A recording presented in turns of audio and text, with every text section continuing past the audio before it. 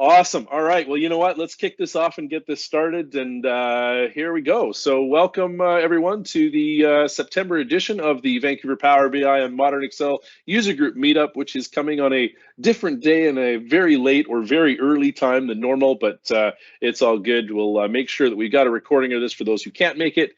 In the meantime, we're super excited to have my good friend Gašper Kamenšek back with us, and he's going to be talking about disconnected tables or slicers or something in data modeling, depending on what he decides to do. So before we get started here, I want to throw out a big thanks to the sponsors, SkillWave Training, of course, my training company that hosts all these events. Excel Guru being my company, of course, it's one of the founding partners of SkillWave, and of course, Monkey Tools, which is our data modeling tool that will help you build better data models faster. Our next meetups, I finally, it's only taken me like 5 years to get this to happen, but I finally got Miguel Escobar to show up, and he's going to come and actually do a meetup presentation for this. For those of you who don't know, Miguel was actually my business partner for a long time. He's now moved on to Microsoft, and I have been trying to get him onto my show for literally years. So I'm really, really happy that he's going to be coming here and talking about how things are evaluated in Power Query. And then after that, the next Excel track on Thursday, October 6th at our regular 6 p.m. start time, which apparently is 4 a.m. for Gašper, I found out.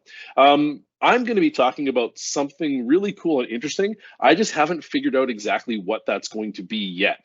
So it'll be cool and it'll be interesting. It will be awesome. It will be awesome and brilliant all at the same time. I'm just not 100% sure what the topic is yet, but you know what? There'll be something. So join us for that. I also want to throw out just a quick note. If you didn't catch this in our last meetup, I have just released a new course on building financial statements in Excel using Power Pivot. This is an advanced course looking at all kinds of data structures using DAX language, talking about the correct chart account setup. We do things with disconnected tables like Gašper's going to show you. We do things with leaf tables. We do all kinds of cool stuff there, and basically build every one of the common financial statements that you'd expect to find in a financial statement bundle. So if you're interested in checking that out, you can find it at the link down below there. I'll also drop these into the chat in a bit as well. Just a reminder that all the VanPUG meetings are recorded. We host them on the SkillWave YouTube channel. So the link is right down here. That's our short link to it, skwt.com/YT. You'll also find other content created by myself and Matt Allington on Excel, Power BI, and other topics as well. Just excuse me, a quick shout out to my series of Monkey Shorts, my weekly free videos here. So these are 3 minutes of content approximately. I'm going to say usually it's 3 minutes or less of technical content. I actually broke that when I did the breaking cube formula raise. I think I made 3 minutes and 15 seconds. But that's the first one that's been over. But these are the last 3 that we've actually done, and I've actually just uploaded the next 4 weeks worth of Monkey Shorts that are coming out. If you like bite-sized training on Excel and cool different techniques and Power BI as well, you should definitely check out the Monkey Shorts playlist on our YouTube channel. Excuse me.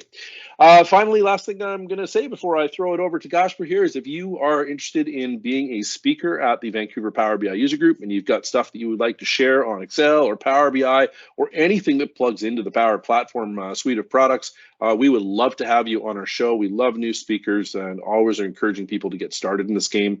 It's a great and friendly crowd, and we'd love to have you. So if you're interested, please fill out the survey down below and we will get in touch with you. And I'm going to drop all these links into the chat in a bit, but you know what, Gašper, that's my bit. So at this point, I think we're going to turn it over to you, my friend. To talk about something. To talk about something, yeah, if you could, that would be great. Okay, let me share my screen. It's this one. Okay. Fantastic. Cool. So before I start, I need to tell you it's 7 a.m. in Slovenia. So, you know, things could go in a very weird place. But today we're going to talk about disconnected tables or slicers. And there were 2 ways to do this session. One that is very technical and way out there. And I'll be honest, because it's 7 a.m., I decided to do it the other way, which is sort of explaining the reasoning why I love these so and why I use them so, and then showing you some techniques going up to the technical, but not really going into you know, the most technical stuff. So disconnected tables, basically tables in your model that are not connected to any other table, and then slicers are sort of your way of talking to those tables or actually getting things from those tables. And let me just see how many slides we have. So Gašper Kamenšek, I'm a Microsoft Excel MVP from Slovenia, the only country in the world that has the word love in the name. And I love speaking at conferences and, you know, events like this. I really love the community. I love what it's become. I love what people like Ken and Christian and others do for the community, and I love being part of these events. So you're all assigned to my newsletter, you all watch my YouTube channel, and that is it. So from here on out, it will only be a demo. Now, I'm going to do this mostly in Excel, right? So I'm going to be building things in Excel, although somewhere in the somewhere in between, I will jump to Power BI just to sort of point out something, but basically we'll try to do it in Excel, and we'll be working on I think it's sort of a financial data set, but it really doesn't matter because initially what I'll be talking about is how I love to approach reporting in general, and particularly then, you know, talking about Power BI, how I love to approach things. I'm sorry, I just looked at the chat and I saw that I asked for this time slot. Well, that's an overstatement, because if you pick from 4 a.m., 5 a.m., 6 a.m., or 7 a.m., you're gonna pick 7 a.m. I got to tell you though, dude, doesn't mean it's good. Dude, Christian makes these time slots. He's in the same time zone you are, I think. Yeah, well, Christian is special. Yes, well, that's true. Okay, so basically what I love to do in reporting in general is to make my data model as slim as it can be, to make it as useful as it can be, and as versatile as it can be. And what I don't want to go towards ever in my modeling is to have, you know, like 20 measures, which basically every model has. I usually go for the least amount of measures, right? But that means that you need to be very, very thoughtful of what you're doing on the other end, right? How you approach things, what you do.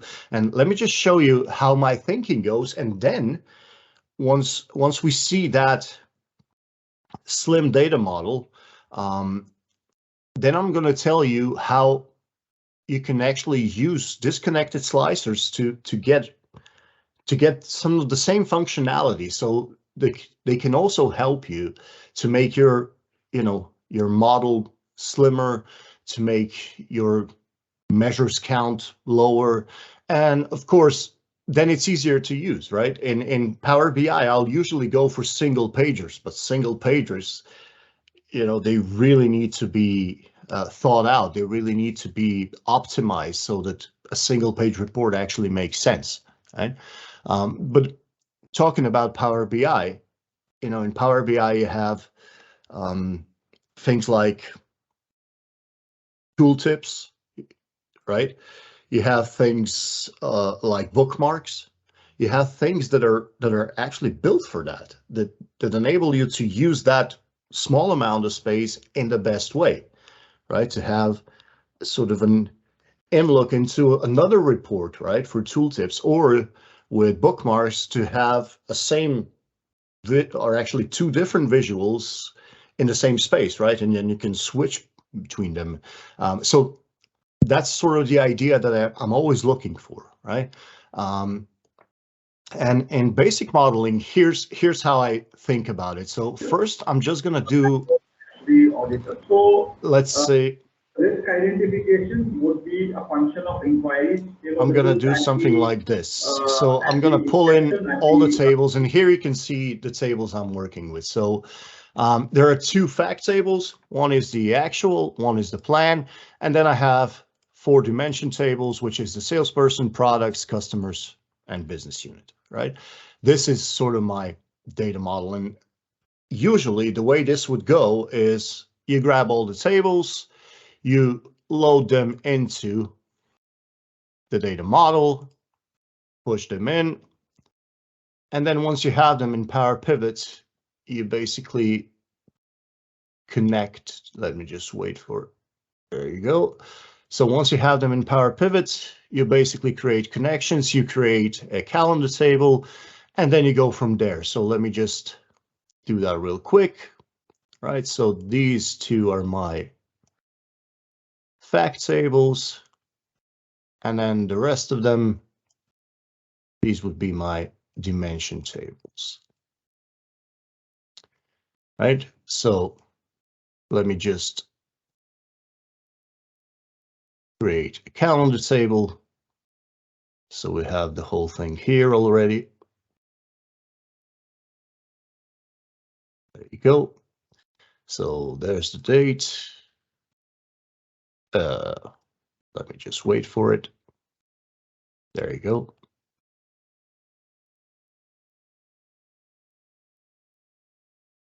Right, and then you go, products are over here. Products are over here. And you would basically do the same thing for all of these, right? So customers to customers, salesperson to salesperson. Right, and this is basically your snowflake idea of a model.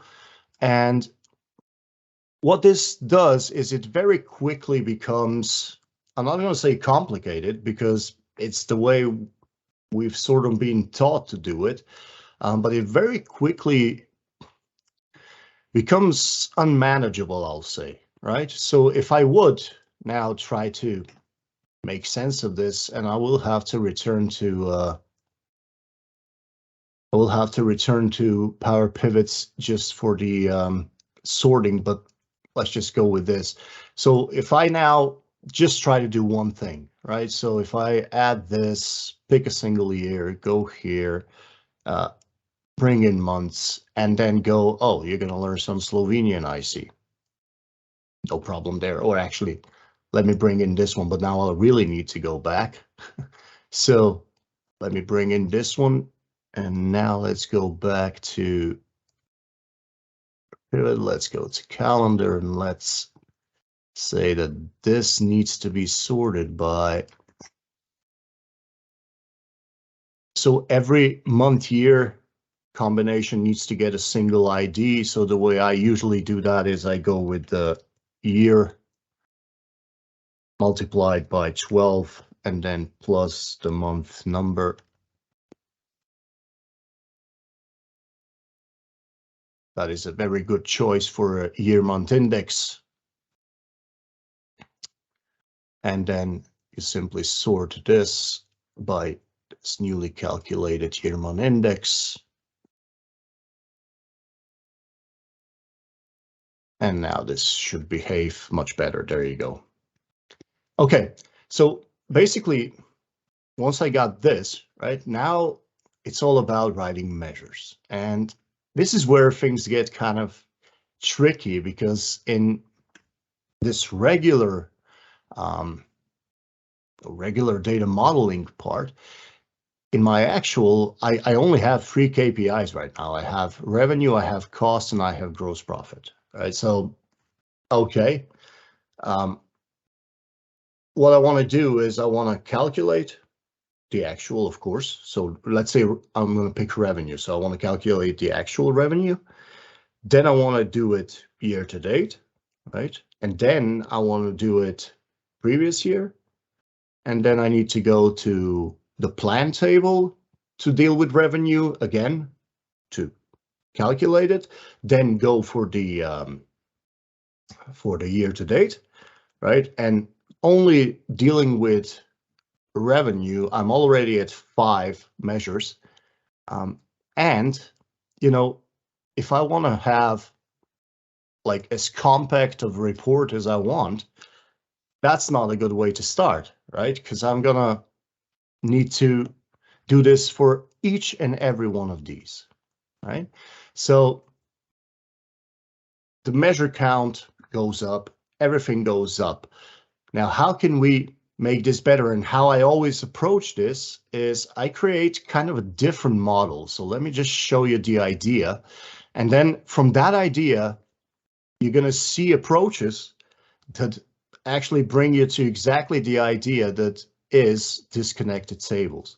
So the way I do this is I try to go for the star schema, which is sort of opposite of, no, it's not exactly the opposite, but it's different than a snowflake, right? You want a single fact table. So the way I would get that is usually I would go for the same,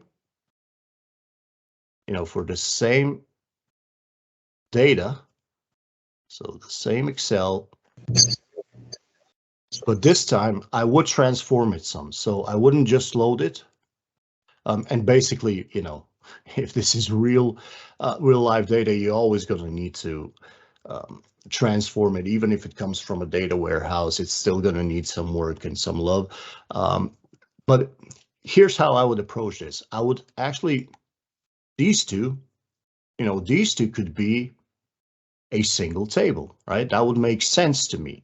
So if I go and make these two a single table, I already have a single fact table. Now, to do that, these two need to be, right, overlapped, same column names, same data types in columns.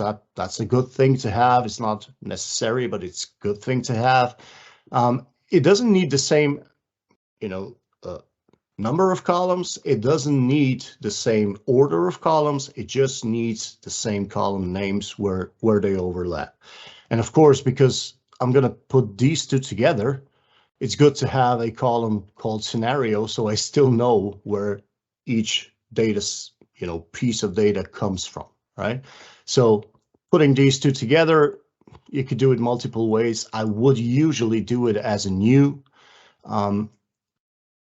just giving myself a flexibility of then, being able to take each one of those, grab it, and not have the append in the same query, and then I could still sort of manage those two separately, and have this append sort of happen on one end. And this is my, let's just call it sales, right? And then these, I'm just going to leave them be. They're the same as before, and they're the dimension tables for this single fact table that we now have. The thing that complicates this, slightly more complicated now, you can't just go, I'm going to load everything, because then it would load those two. So I'm only going to create a connection initially, and then I'm going to start throwing things into the data sets. So like this, let's start with the big one. And then we're going to bring in, and let's just bring in, products, let's say. Load the data model, this, right? And now I'm going to start with, so I have these two. And once I got them in my data model, I'm just going to add, of course, the calendar table. I always kind of, need my calendar table. There it is. And once this is done, well, let's just add, because we already know we're going to need it, because otherwise you're all going to learn Slovenian. So let's add that year month index, right? So it's the year column times 12 plus the month number.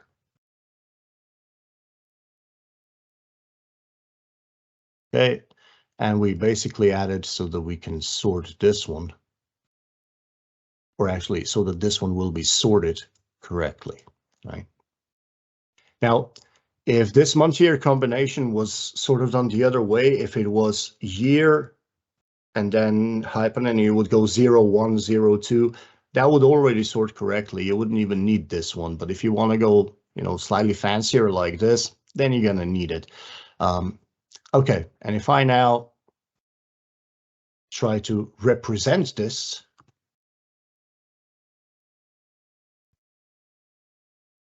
okay, so now we take our year month or month year, and I'll do the same slicer as I did before, so I'll just take a single year.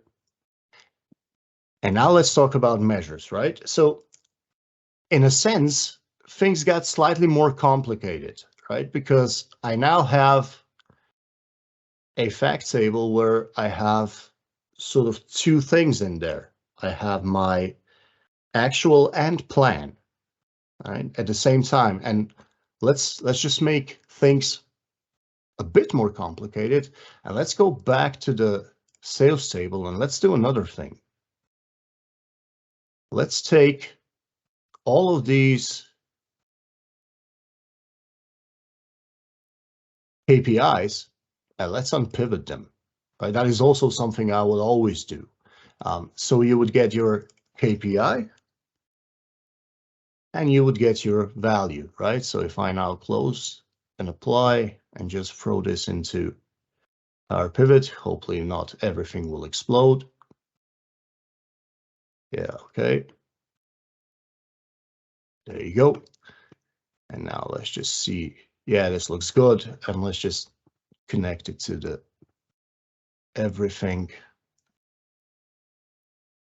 So date to date and product to product. Right? And now the fun starts. So the first thing I want to do is I want to, of course, create a measure that was going to calculate. But now what's it going to calculate, right? Well, it's going to calculate the sum of this value. But remember when I said I want the least amount of measures, right? And basically, I already have some great, you know, bits in there that I can use. But there's one more that I'm going to call upon. And the one I'm going to call upon is, because basically now I can do the actual, it's going to be a slightly complicated measure because it's going to be, you know, calculate the sum of value where the scenario says actual or AC, but I'm still going to need to do one of those and then another one to do year to date, right? I sort of want a single measure that can do both. Well, how can I do that? And now we get to, okay, so the first idea is I want to have a disconnected table, right? That it's going to enable me to do both of those calculations within a single measure, right? So I'm going to do monthly and I'm going to do year to date. Turn this into a table. Let's call this table calculation. And let's throw it into Power Pivot. Now, again, the idea of this table is it's a disconnected table, right? So it's not connected to anything, but it does enable me, or it will enable me to have my monthly or year to date within a single measure. And the way I do that is I go back to my model, and the first thing I'm going to add is I'm going to add this as a slicer, right? And that's where the title comes from. So disconnected tables or disconnected slicers, right? So this is now my monthly year-to-date slicer.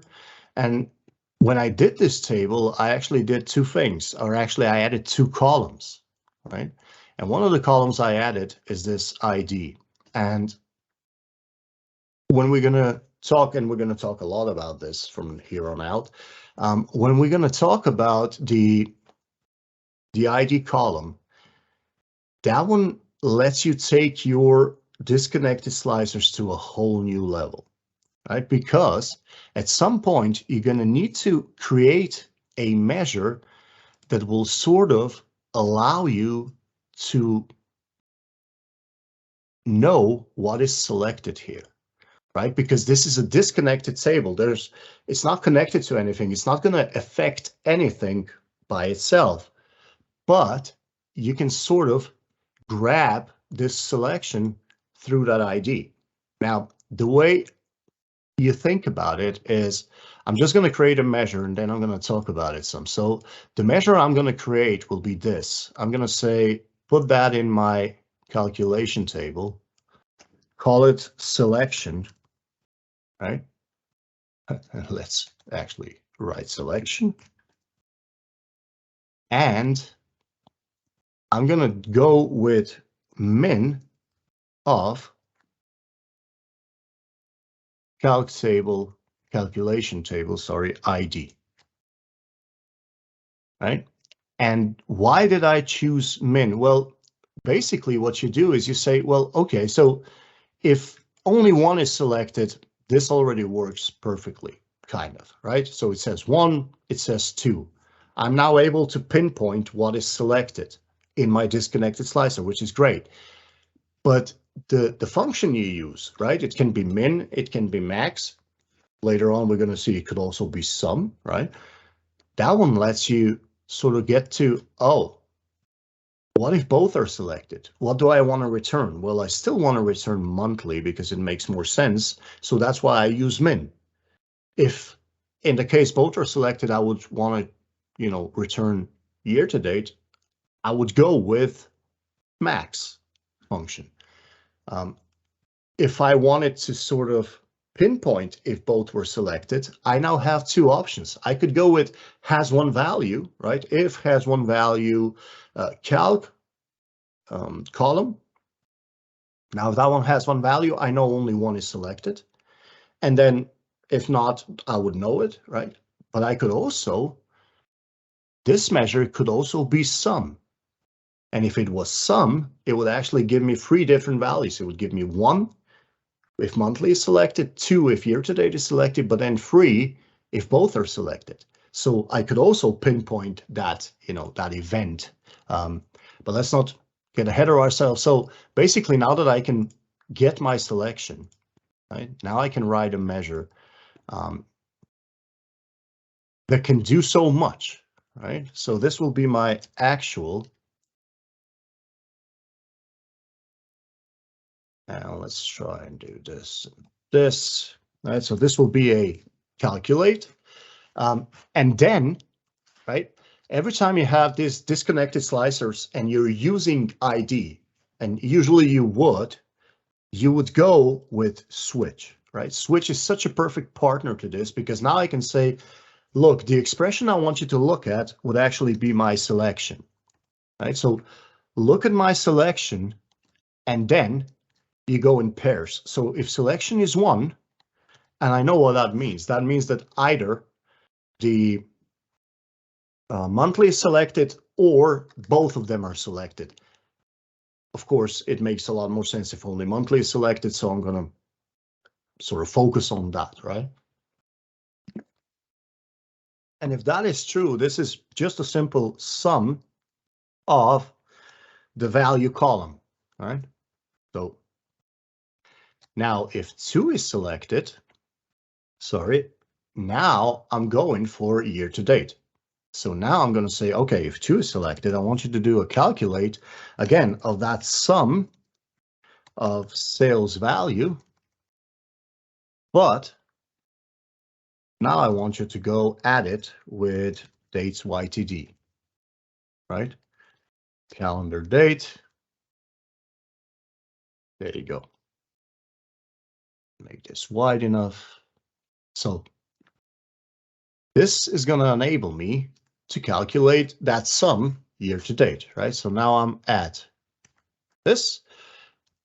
Did I do one too many? No, that looks good. Something doesn't look good. Let's go back to this.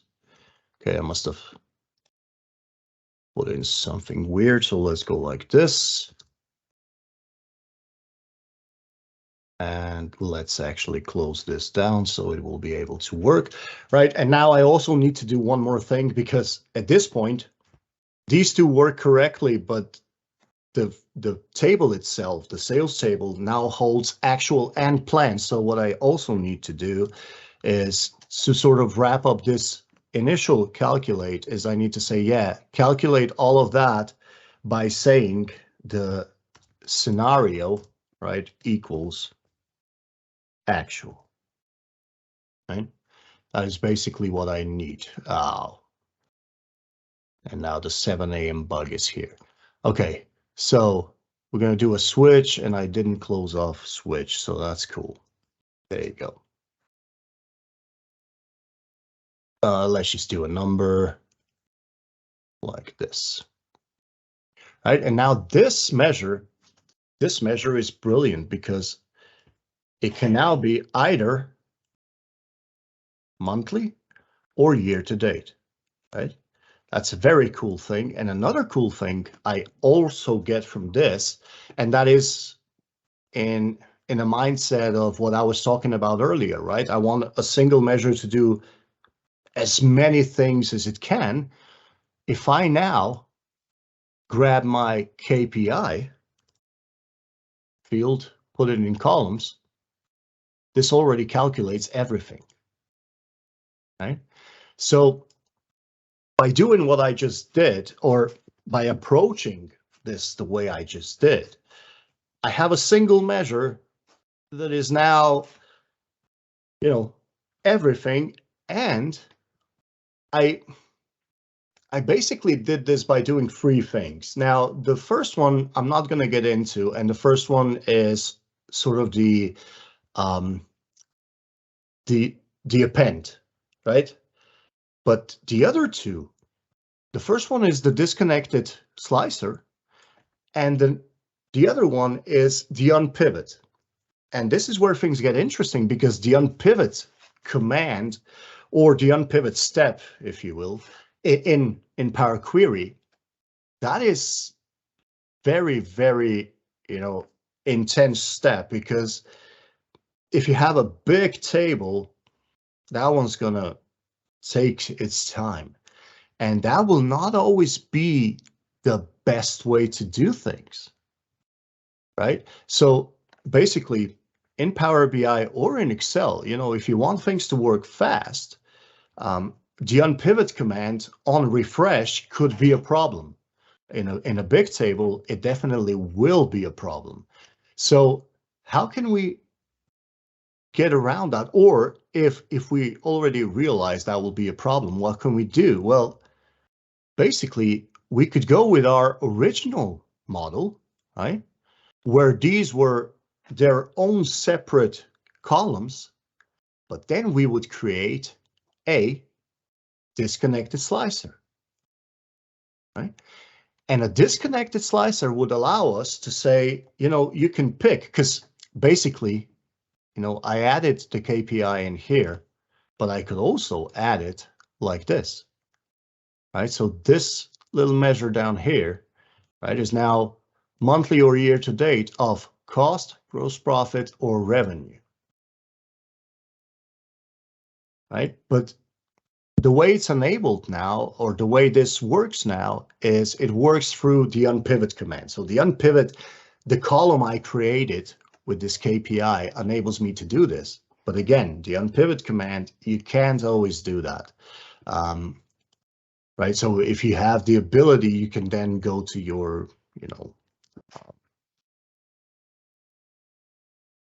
data warehouse guys, and you can say, this is the table I need, right? So you sort of make the SQL engine do that, and then you just grab it.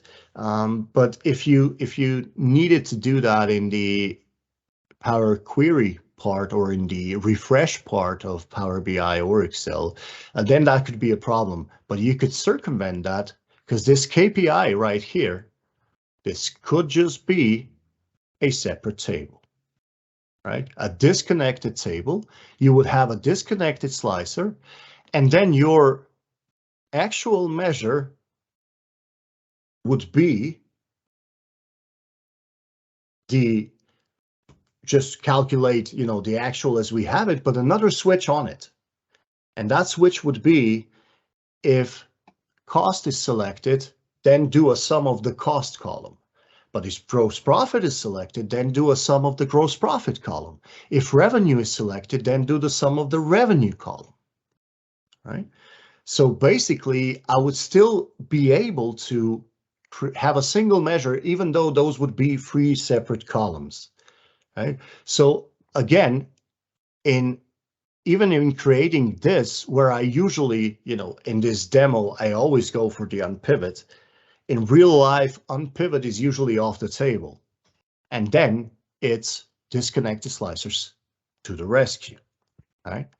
Okay, but now let's go, you know, let's take this sort of a step further. Let's say, okay, so now we have, you know, we have this, and now I would want to calculate this, let's say for top 10 products, right? So I would want to calculate the actual revenue by only thinking of the top 10 products for each month, right? Just to see, you know, how we did, or top 10 days even. Let's do days because it would be even easier, right?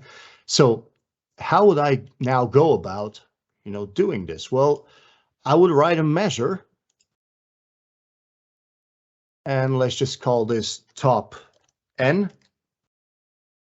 even though right now it will be hard-coded as a top 10.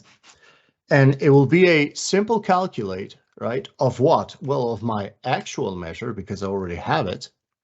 But then the filter part, oh, that did not work as I wanted to, would be a top N function, right? And this top N is actually going to do all the heavy lifting, right? So it's going to say, what is my N value? Well, the N value is going to be 10. What is my table I'm working on? And for the sake of argument, let's just go with calendar. Right, so I'm going to go by days. I'm going to pick top 10 days for each month. And then what am I calculating? Well, I'm calculating basically actual, which already has a calculate. So that's kind of an overkill, but let's do it. Top N. So I'm closing my calculate and I'm not closing this. Let's do this. Okay. Right, so this, you can see that it almost, you know, matches the total, right? But this is of a top 10 days, right? But usually, okay, the top N function, it's a cool one, right? But usually I would want a simulation. What if I only pick top 6? What if I only wanted to pick top 10? All right. And the way we do this, you never would have guessed, we're going to have a disconnected table. And it will be a simple N1, 2, let's say 5, 10, 25. Well, actually, if it's days, that will not be cool. So let's have 10, and then let's have, well, let's have 20 and see if that one even fits the bill. So like this, and I'm going to call this, okay, so my little kid just came into the room. Okay, so I'm going to call this the top select, and I'm going to throw it into my power pivot. Again, it's going to be a disconnected table, right? But in here, I can now use it, right? Now I can go, if I ever find it, where is it? There it is. Right? I can now use this to make my measure sort of dynamic. Right? If I choose 1, I only want the top 1 selling day, but if I choose 10, it should be the equal to this one. But if I choose 20, you know, it can be that. So how will that measure look? Well, basically I take this one, right? But instead of hard coding the 10 here, I would now go, well, just do a min of, again, I'm going to go with the min, but remember before, you know, we could get different things from it. So I'm going to go with the min, and I'm going to say, just give me the minimum of that. So I think I called it top. What did I call it? Top select, and there it is.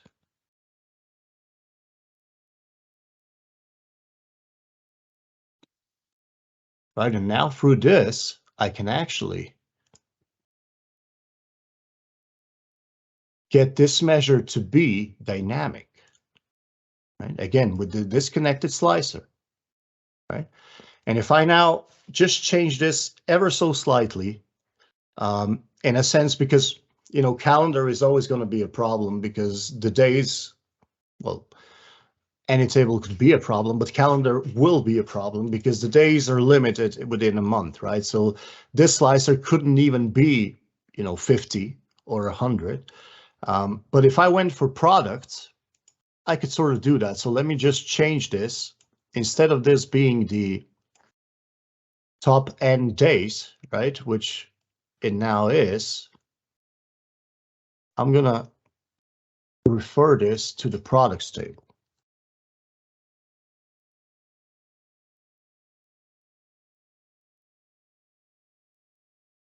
Right, so now this is the top 1 product, top 2, top 3, top 10, top 20, and now this one could be a lot more, right? Okay, and now that we got to this part, right, now let's see how we can make this sort of be more, right? Let me just do one more example. Gašper? Yeah, sure. I was going to say, there's a question in that Henry's sort of asking on this that I think maybe it might be worth sort of just trying to knock off before you move forward on this. So Henry's question is, first off, is it looks like we're exploring calculated columns versus measures and designing the solution. Trying to come up with a generic measure with definitions determined via a slicer and calculated column mechanisms. Would you agree with that or explain that differently? What's your take on it? So since I'm doing everything in the fact table, that would basically, to me, mean that calculated columns are off the table, right? Your fact table should be as slim as it can be, so calculated columns don't even exist as an option. I'm really talking data models now, you know. Now in your dimension tables, you could go either way. I'm not, you know, I usually say whatever you prefer, whatever you're comfortable with, but in fact tables, I would never use calculated columns. I don't even perceive them as an option. I would, because usually calculated columns, you use them when you sort of try to go either for the row context or for, you know, some classifications or something that you need somewhere. But both of those could be achieved either with DX functions, so that would be your row context, or a separate table, right, that you then merge in there, and that would be your classifications. Okay. Yeah, that sort of thing. Okay, so now I want to show you an example that would go kind of like this. So let me just find it, demo 2, I think it's this. And this literally is, you know, as simple as it gets, right? You have income, you have cost, you have expenses. That is our table. It's sort of, it's already a summary table, kind of, right? And here's what we can do with this, right? We can go just by dates, you know, go for the sum, right? And nothing special there. But usually if I have income, cost, and expenses, right, I could also go for the gross margin, and I could also go for the net, you know, sort of in the end, right? When I take off expenses, sort of a P&L kind of thing, right? So if I wanted to do that, right, how would I do that in here? Well, it could be a calculated column, right? Because I just go this minus this, that would be your gross, and then minus this, that would be your net. But I could also kind of simulate that, right? And how would I do that? Well, if I throw this into Power Pivot, right, and I could and I should create a calendar off of this, but I'm not going to. But now I could say, well, okay, I have two things that I also want to do, right? Remember before when we had sort of this example, let me just switch back to this one, right? We have these three KPIs, right? But now these three were sort of, they came naturally because they were already our columns or our separate, you know, unpivoted column names. But over here, I don't even have those columns, right? But I would want those calculations. So how can I get those? Well, the best way to get them would be to create a disconnected slicer. So you go ID and let's say calc or KPI, or let's do KPI, right? And then you would have 1, 2, 3, 4, 5. So that was really unprofessional of me. Let's do it like this. And your 1 would be income, your 2 would be cost, and then your 3 would be gross profit, right? And then you would have your expenses, and then you would have your net profit, right? And what I'm going to do with this is I'm actually going to use this, because again, right, and this basically even answers the question. If this was a true table, right, a true, you know, fact table, I wouldn't want to go, even though I could, right? It's just this minus this is your gross. I could go for the calculated column, but I don't want to, right? And even in a sense that, you know, you want your fact tables to be as slim as they can be. You don't want them to be, you know, wide. But by doing this, by having a disconnected slicer, I could somehow enforce it. And now let's see how that would look, right? So what you would basically do, get this in there, go like this, and then let's create a pivot table from this data model. Right, and now I can see these two are disconnected, so they do have their, you know, the line in between. And now if I bring this in as a slicer, and if I just take the date from here, right? Basically, the first thing I would need is, oh, for all the US guys, we in Slovenia, we write days, day, month, year, not month, day, year. So these are day, month, year. So this is January 1st, February 1st, and so on. Okay, so now I sort of need to catch this, right? And I can catch it easily. What do I say? Well, I write the same measure. I already did, right? So this would be, let's call it calc, selection. And it would be a min of my KPI, table 2 KPI. Nope. Oh, it's table 2. That's not good. So table 2 ID. There it is, right? And what do I get? Well, now I know what is selected, right? And another thing I also get from disconnected tables, right? Because if this really was a P&L statement, this order is also important. And by simply having this ID, I could now, with this disconnected table, I could enforce it. Because in my data model, I can now say, you know, this one should be sorted by my ID. Right? And by just simply doing that, I'm enforcing this order to be present here, right? So now this actually makes sense, 2, 3, 4, 5. And now that I know this, now my measure can sort of be something better, because I could go throw this into table 1. Let's call it result, although it's sort of not. Right? And now I have my switch, and now I can do anything. I will do calc selection. And if that one is 1, now I know that my income is selected. So that will be a sum of the income column, right? If 2 is selected, well, now I know that that is my cost, right? And now I could go for a simple sum of, well, let's try to be consistent here. So like this.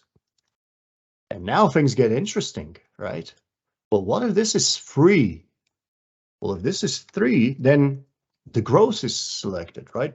But what is that? Well, that is the sum of, and if I used variables here, it would actually look much better, but let's just do it like this. So it will be a sum of income minus, right, the sum of cost. And here's something that sort of comes out of this, and that is also brilliant. Right now I can have the cost column, and I can have it as a plus where I want it, and then have it as a minus where I want it. Which if this was a calculated column, you know, I would sort of need to make a decision what it's going to be in advance, right? So I should now do a 4 and a 5, but just for the sake of argument, I'm gonna leave it like this, just to show you. So let me now find it. There it is. Right? So now this is income, now this is cost, and now this is income minus cost. But this calculation, it's not a column, it's not a number that I'm referencing, right? I'm saying if somebody picks this, then you should do this. Now, here's where this gets really, really brilliant, is if I just take this, put it here, drop this one, and then just bring in this. Okay, here's my P&L statement, already done just through this disconnected slicer. And whatever is not there, right, the subtotals, I'm just making them up. Well, making them up. I'm going for the definitions, but I'm creating them out of thin air, right? And now let's take this a step further. Let's sort of go with exactly the same thing, right? So let's go with this table,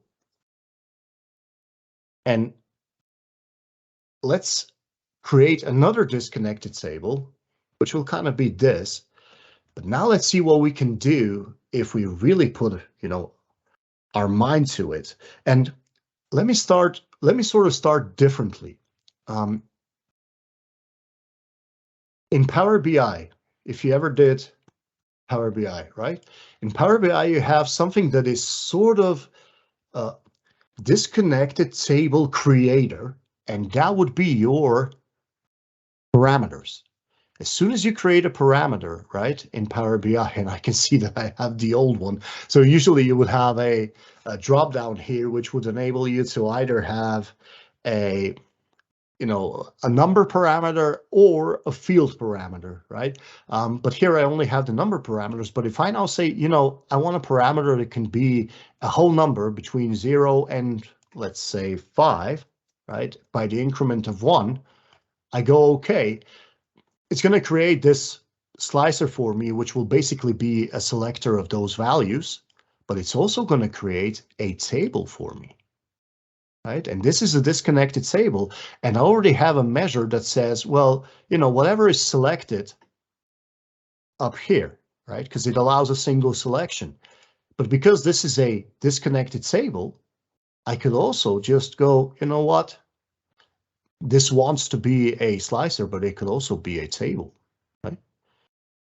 And what are the values? Well, it has all these values. And if I now do a measure that, you know, sort of grabs that as a simulation, right? It works great. But how are disconnected slicers? So why, at least in Power BI, if you have your parameters, why would you still create disconnected slicers? And that is something that is, you know, a fair question. And what I would say, and I'm going to go back to my top N, this one, right? So usually when you create a parameter, you say it goes from here to here, and this is the increment. So basically, you're giving it kind of the finished set of values, and that cannot change. That is the set of values. It works with those. Whereas here, remember before when I said we want to capture this selection, and then I captured it by saying min, and we had a discussion that the way I choose min is because, and basically it was a discussion when we did monthly year to date, so that if both are selected, I know what it does. But what if this one was actually sum? Right? How would that change things? And it turns out that this gives me something more than any parameter would, because I have my, you know, sort of finished set of values. But now if I wanted to have a 6, I could just go, well, this and this, right? If I wanted a 7, I would go with this and this. If I now wanted an 8, I would go with these 3. I don't have that in my set of values, but because I went with a sum, I could sort of create it, right? Don't see your faces, but I hope you see the brilliance of this, because now I'm going to use it here, and I'm going to use it in a way that's going to be, you know, kind of weird. I'm going to go ID, and I'm going to go KPI. And I'm only going to have 1, 2, and 4. Now, this is where things get kind of tricky. But if I went onwards with this, it would be 1, 2, 4, 8, 16, and so on, right? And then over here, I'm going to have income, cost, expenses, right? And so on and so forth. So these two I'm going to delete now, but that's the way I would went onwards. Why? Well, because if I went with 5 here, and then my function on this would be sum, the 5 is now sort of dual, because I could get it with these two, or I could just get it like this. But if this is an 8, well, now, you know, there's no way to get an 8 from these. 8 stands by itself, and then the next one is 16. Again, no way to get that one from these, right? And let me show you where this kind of, where this is brilliant. I'm going to throw this one again into Power Pivot. So I'm going to add it to my data model. It will be a disconnected slicer just as before, right? But now I'm going to use it over here. And let me just clear everything that I don't need. So I'm going to take out this KPI. I'm going to put in the dates here, and the result I also don't need right now, right? So this is sort of what I have. And instead of this one, so instead of this slicer, I'm going to add a slicer by this new table, which the naming, you know, conventions just went out of the window.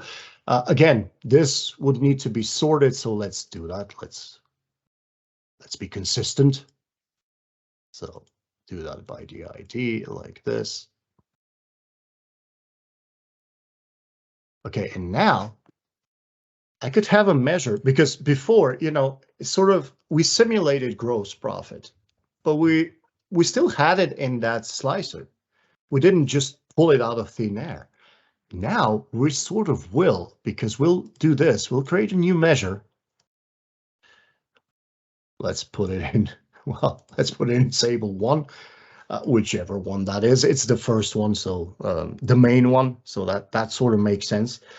Let's call this actual, even though that could be debated. And then I want to do this. Well, what's this one going to be? Well, it's going to be a switch. Again, it's almost always a switch. But what will my expression be? It will be a sum of the table free ID, right? So now, instead of it having only the free options that it has, it actually has, you know, those free plus every combination of those free. So it can be a 7, it can be a 6, it can be a 5, and it can be a free. Or basically, it can be anything from 1 to 7. That's why the next one would be 8, right? And now I can go, okay, so if somebody selects, and I'm only going to do the first free, but you're going to get the idea, because that's the brilliance of it. So if this was 1, I want you to just do a sum of income, you know.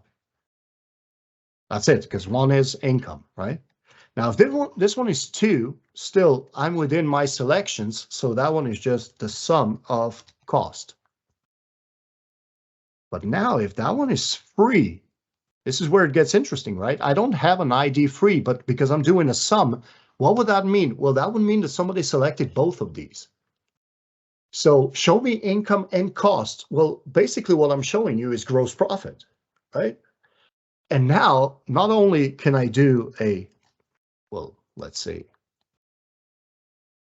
a measure of that or a calculation of that, I could also do, so a sum of, let me see, so income minus sum of,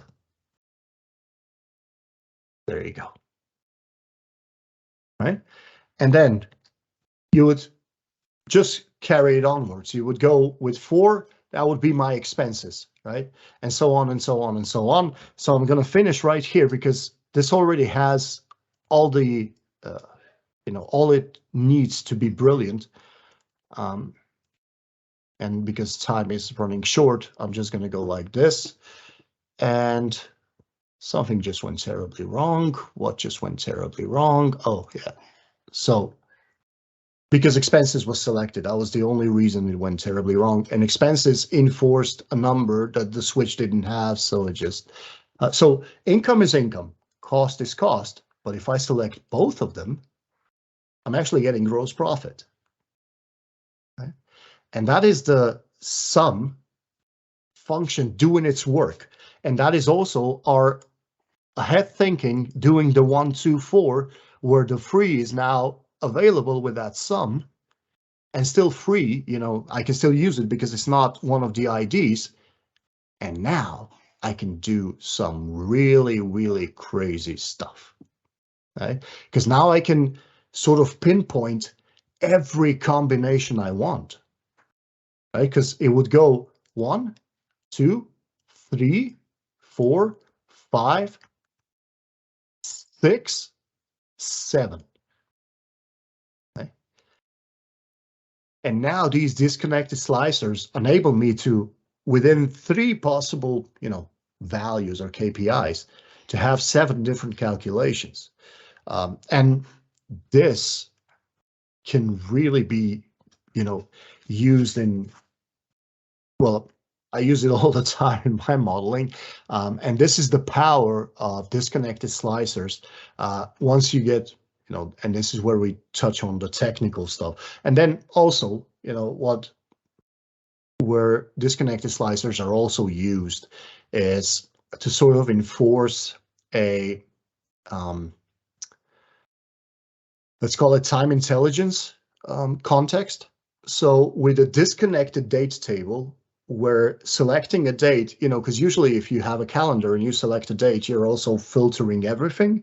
But if you have a disconnected table and you select a date, you can grab that date, enforce it into your time intelligence, and then go, month to date, but only up to that date, or stuff like that, right? And this is the power of disconnected slicers or disconnected tables. Okay, I finished 1 minute too late. Sorry for that. Questions, I guess. I don't see a lot of questions in the chat, although Henry did ask if a 0 is possible with no slicer selection. I'll let you answer that, see if you agree with my answer. Well, 0 is not possible, but you could go if, with if, and then what is it, selected items, and you count them and you see that none is selected and stuff like that. But how would that be possible? How would you select nothing? Yeah, that's exactly the problem. It's either all or one or nothing, right? Or sorry, all or one or some. In a DAX world, you could actually grab that, although again, it's not physically possible. Yes. To do it. I think that's the only question that was sort of outstanding on the thing. Although there was a comment made earlier about how you need to find the friendly IT guy, but as I recall, your last IT guy that you worked with wasn't that friendly. He was brutal, wasn't he? He was always busy. Yeah, absolutely. Now, listen, man, this is really cool. It's interesting, especially looking at the bitwise logic, the 1, 2, 4, 8 kind of thing is really an interesting component. One of the questions I have for you is that have you ever worked with ranges in these? I mean, you're right now, every time you're using one of your switch statements, you're basically using the switch and you're putting in a specific number case. Have you ever considered using a switch true so that you can actually test for ranges of values? Okay. Usually I did, but usually I would not. So when you said ranges, I was thinking you're going start date, end date, and 2 separates and stuff like that, because that one is also very tricky, because the start and the end date, the selections need to be smart, right? The end date cannot be before start date, right? But they also need to give you the entire range. So there's a lot of tricks here that you can use to make this, and that's why I said this can get very technical. But it was 7 a.m., man. Yeah, well, fair enough. Although I'm pretty sure you didn't write this at 7 a.m. I'm pretty sure you wrote it before, but it's all good. Oh yeah. No, this was not on the fly. I wouldn't, just sort of freestyle this one. There you go.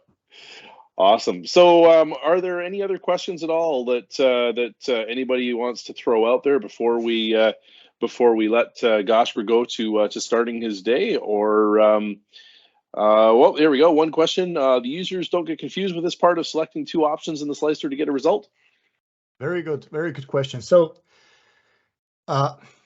basically, yes, they do.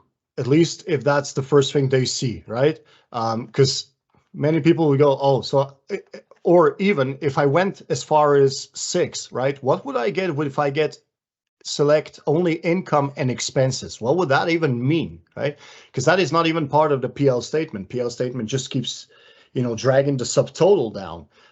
So yeah, this can get very technical, but because it allows you to catch those, right? You could also have your measure could also just return sort of a warning that, that selection doesn't even make sense or doesn't really make sense and stuff like that. So, just having that ability makes you so versatile in your measures writing. Because again, this goes back to what I said in the beginning, right? I always go for, I want a single measure to do as much as it can. And with this, not only can it do stuff that is already there, you can now enforce stuff that is not even there, right? And it gives you options that would usually involve ifs or something. But over here, you don't need it because you just grab it with that sum. And I think the beauty of this technique too is, I mean, if you've got two selections that come up, and like in this case where it doesn't make sense, I mean, the nice thing about a DAX form is you can actually feed text back, and I love that when people select this two slicer selections, and the message just come go back with the says, warning. that selection doesn't make sense. Try again. That's beautiful, right? Absolutely fantastic. Or call your IT guy. Yeah, exactly. Who doesn't have time for you? He'll explain why this doesn't make sense. What? Or go back to school and study exactly. statements. There you go. Awesome. All right. Well, listen. Thanks again, man, for doing this. I appreciate you getting up super early on a Saturday morning and sharing your wisdom with the crew. Yeah, man, we'll have you back at some point in the future, and hopefully one day soon we get to do this on stage in person again. That'll be the best.